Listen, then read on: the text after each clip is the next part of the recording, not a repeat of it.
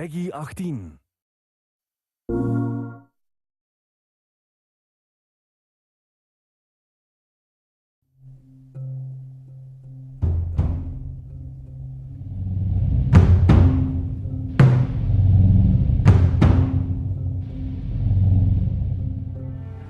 We really want to make sure that there's that contrast between the negative space and then the high tension spikes. You need the exploration, you need the scavenging, you need something to say like, okay, I'm setting a certain tone and a patina here so that then we can contrast that with some stark like changes. We need the intensity to strike a different chord.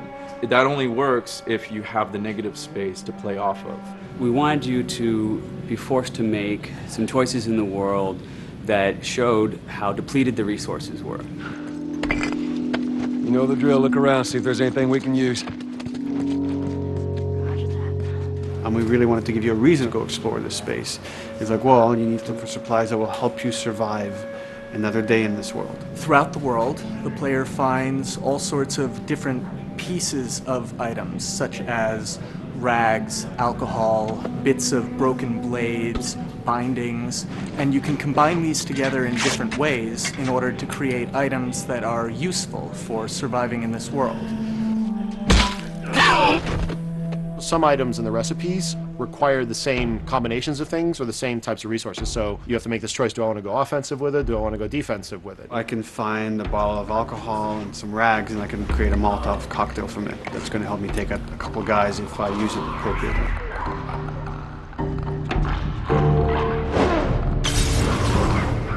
Or I could use those same ingredients and craft a medkit. And that lets me kind of choose, do I want to play it more defensively and kind of have items that help me heal myself, or much more aggressively, I'm going to have items that help me kill and destroy in order to then progress and get out of this area.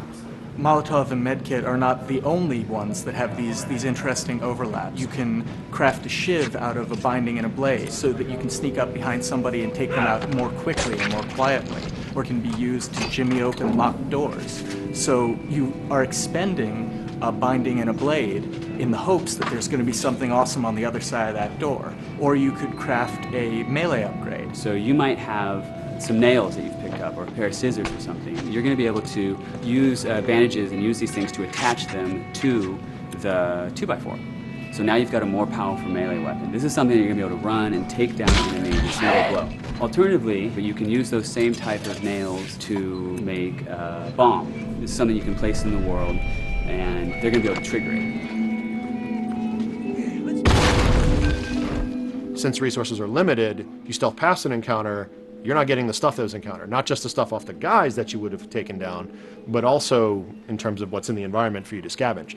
So you have to balance that risk versus reward, but it's definitely all a part of the choice. And sometimes the world doesn't give you a choice. Sometimes the battle breaks out in a way you didn't expect, and you have to make decisions, like in the moment. So that's another reason why we did the whole crafting system live. We didn't want the player to have to scroll through a long list of different items. We wanted it to be the absolute minimum amount of button presses.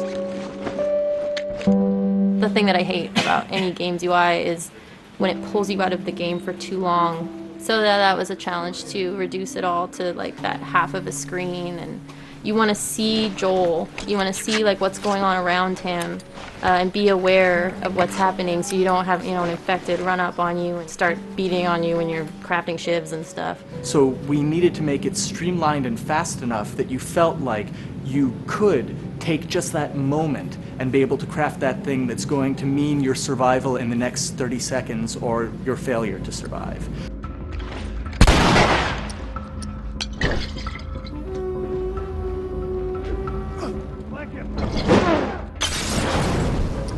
The brutality of the encounters is allowing us to reach into the tone of the survival aspect of the game. When something comes up in their way, whether it's a human or infected, then Joel and Ellie, you hear them whisper to each other and you see their animations change. Everything, their whole demeanor reacts to the scenario in front of them. And that's the same feeling we want you to have when you're holding that joystick. It's just like, oh, okay, what do I have in my inventory? How many are there? Where are they at? Locate them and try to figure out, okay, what are we going to do?